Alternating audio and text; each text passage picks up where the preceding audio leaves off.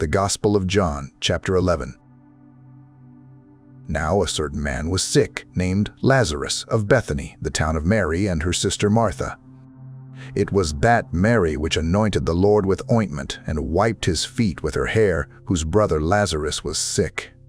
Therefore his sisters sent unto him, saying, Lord, behold, he whom thou lovest is sick. When Jesus heard that, he said, This sickness is not unto death, but for the glory of God, that the Son of God might be glorified thereby. Now Jesus loved Martha and her sister and Lazarus. When he had heard therefore that he was sick, he abode 2 days still in the same place where he was. Then after that saith he to his disciples, Let us go into Judea again. His disciples say unto him, Master, the Jews of late sought to stone thee, and goest thou thither again? Jesus answered, Are there not 12 hours in the day? If any man walk in the day, he stumbleth not, because he seeth the light of this world. But if a man walk in the night, he stumbleth, because there is no light in him. These things said he, and after that he saith unto them, Our friend Lazarus sleepeth, but I go, that I may awake him out of sleep. Then said his disciples, Lord, if he sleep, he shall do well. Howbeit Jesus spake of his death, but they thought that he had spoken of taking of rest in sleep. Then said Jesus unto them plainly, Lazarus is dead. And I am glad for your sakes that I was not there, to the intent ye may believe. Nevertheless, let us go unto him. Then said Thomas, which is called Didymus, unto his fellow disciples, Let us also go, that we may die with him. Then when Jesus came, he found that he had lain in the grave 4 days already. Now Bethany was nigh unto Jerusalem, about 15 furlongs off. And many of the Jews came to Martha and Mary to comfort them concerning their brother. Then Martha, as soon as she heard that Jesus was coming, went and met him, but Mary sat still in the house. Then said Martha unto Jesus, Lord, if thou hadst been here, my brother had not died. But I know that even now, whatsoever thou wilt ask of God, God will give it thee. Jesus saith unto her, Thy brother shall rise again. Martha saith unto him, I know that he shall rise again in the resurrection at the last day.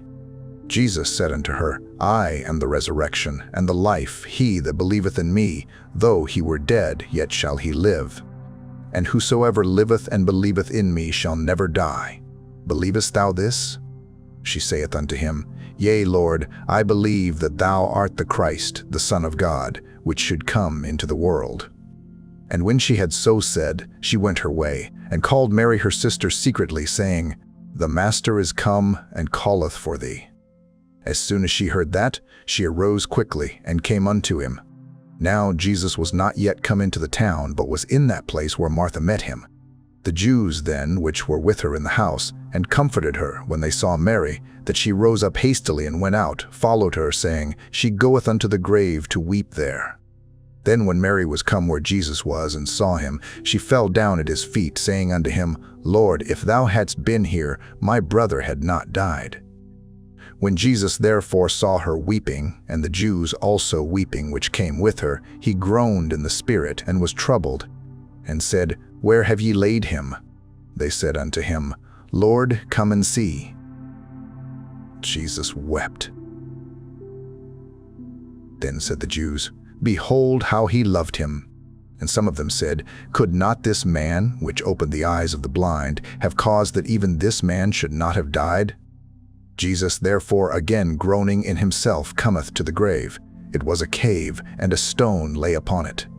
Jesus said, Take ye away the stone. Martha, the sister of him that was dead, saith unto him, Lord, by this time he stinketh, for he hath been dead 4 days. Jesus saith unto her, Said I not unto thee, that, if thou wouldest believe, thou shouldest see the glory of God?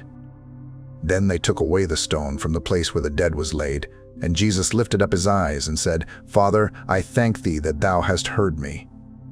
And I knew that thou hearest me always, but because of the people which stand by I said it, that they may believe that thou hast sent me. And when he thus had spoken, he cried with a loud voice, Lazarus, come forth. And he that was dead came forth, bound hand and foot with grave clothes, and his face was bound about with a napkin. Jesus saith unto them, Loose him, and let him go. Then many of the Jews which came to Mary and had seen the things which Jesus did believed on him. But some of them went their ways to the Pharisees and told them what things Jesus had done. Then gathered the chief priests and the Pharisees a council and said, "What do we? For this man doeth many miracles. If we let him thus alone, all men will believe on him, and the Romans shall come and take away both our place and nation." And one of them, named Caiaphas, being the high priest that same year, said unto them, "Ye know nothing at all, nor consider that it is expedient for us, that one man should die for the people, and that the whole nation perish not." And this spake he not of himself, but being high priest that year, he prophesied that Jesus should die for that nation. And not for that nation only, but that also he should gather together in one the children of God that were scattered abroad. Then from that day forth they took counsel together to put him to death. Jesus therefore walked no more openly among the Jews, but went thence unto a country near to the wilderness, into a city called Ephraim, and there continued with his disciples. And the Jews' Passover was nigh at hand, and many went out of the country up to Jerusalem before the Passover, to purify themselves. Then sought they for Jesus, and spake among themselves, as they stood in the temple, "What think ye, that he will not come to the feast?" Now both the chief priests and the Pharisees had given a commandment, that, if any man knew where he were, he should show it, that they might take him.